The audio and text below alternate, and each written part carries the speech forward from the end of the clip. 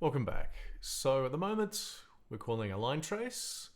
So I'm going to just start adding a little bit of comment. So let's grab the name of that custom event, Control C. I'm just gonna highlight both of those. Hit C, just the C key for comment.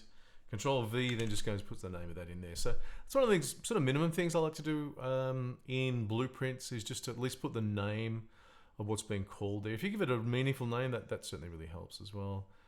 And let's give it a color. That'll do. Okay.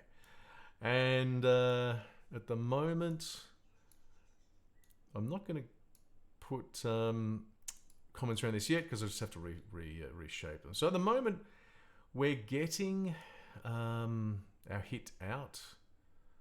Okay, but we're not doing anything with it. So what do we need to do? Well, we can drag this out and you'll see, context sensitive, please. Yep.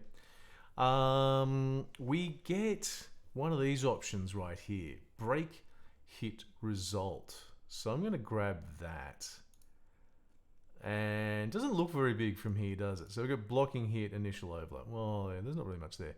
But if we click on that, bang, you see we get a hell of a lot more. We did look at this before in the documentation, so you can go back and have a look at that there. A lot of information here. What do we really need? Well, this is the main one, the hit actor. Did we hit something? Well, yeah, okay, so if we hit an actor, what actor was it? So what we want to do is drag from there and let's just get a name so we can at least see what it is. So none of those are what I'm looking for. Get display name, that's better. So we've got get display name. So when are we going to when are we going to call that? We could try and call it all the time, but the problem is we're not always hitting something. So don't forget, we're only tracing trace length. So sometimes that's going to finish in the middle of nowhere. We don't really care about that. But we have this return value. So what we can do is we can say, in fact, I think if we minimize that now, we're still going to hit active. Fantastic. What we want to do is we need to go if I type in if, it gives me a branch because this is a bit like an if then else. And our return value returns true if there was a hit. So into there. And then if there was a hit, we're going to go into there. And I think get display name. Yep. And we're just going to do a print so we can see what we are hitting. So we go print string and just pop that into there like so.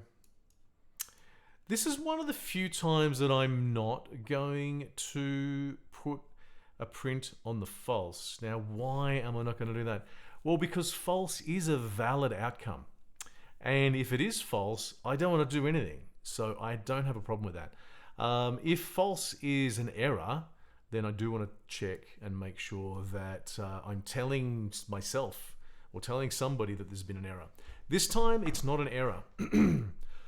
It's in fact a valid outcome. So I'm just going to leave that. I don't want to have something going. I don't want to be printing something every time we do. It's just 20 times a second for the entire game. So we don't want to do that.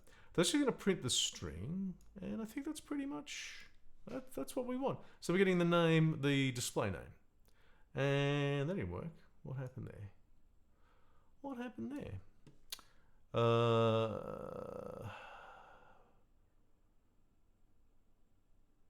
The current view of in element handle pin is that done this? Element handle structure. What? This is something new.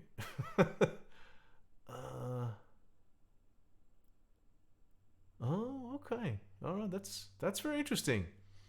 This is a new thing. In element handle.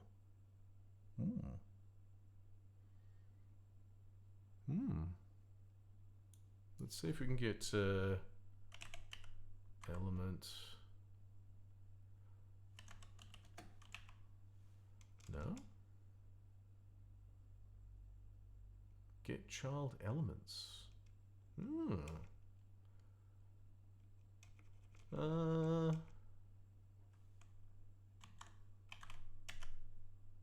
on, let's get display name. Oh, do you see what I did? Whoops. This is for testing. Aha. Okay, I think that is new. I want this one. I want the utility, get display name. Oops. Okay. Goodbye. Let's delete that. We can just drag that to there. Fantastic. Oh, we don't even need that. Sorry, my bad. We don't need either of those. Just drag that straight in. Yes, that's what I expected. Okay, my bad. We're not testing here today. All right, let's try that again. Compile, save. All right, so at the moment we're not hitting anything. What happens if we hit the floor? Well, it tells us we're hitting the floor. What if we go up here and we hit, we hit the wall door. Nice, okay. What if we hit this? We also hit a wall. Okay. And, well, there's not much else to hit. We could go, let's go for the door. BP door. Nice. Great. So it's working. So you can see how this is more effective. This is kind of more realistic than the other one we were using, where we just enter a collision volume and say, hey, I can now interact with something. So now what I can do is I can go up to something, say the door, and I'm getting that door back. I'm getting the BP door back. So I'm getting a connection that I can use to the door. So now I can just say interact. So I can do lots of things. We'll do this in a second. I can give my character a message saying, hey, we can interact with this door. Hit the interact key and interact with it. But when I'm not facing it, even though I might be in some sort of close to it, well, I'm not going to interact with it because I'm not looking at it. So this changes the paradigm a little bit. This is more realistic. This is what we expect from games. So I'll pause again here. We'll come back and we'll actually set that up as well.